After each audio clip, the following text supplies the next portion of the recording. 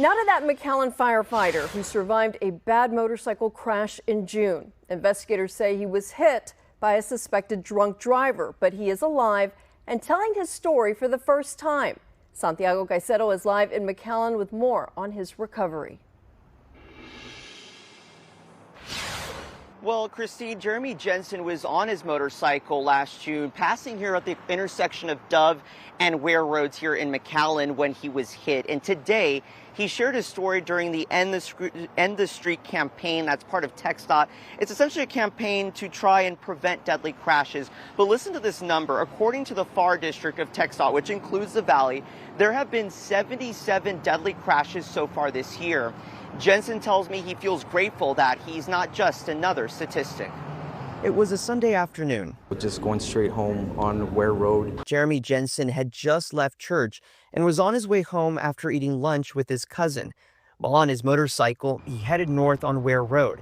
He was about to go through the intersection at Dove Avenue.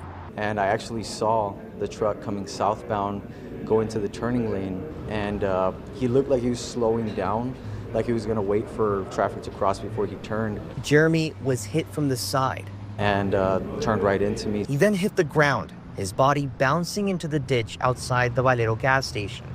And immediately I knew like my hips were broken. All I felt was just these high, intensive levels of pain. As Jeremy waited for help, he couldn't help to think, if I die, who's going to tell my family? Who's going to tell my fiance? At the hospital, Jeremy was put into a medically induced coma, waking up while on the operating table while doctors were working on repairing his hips. You wake up, you can't move because obviously they gave you a paralytic.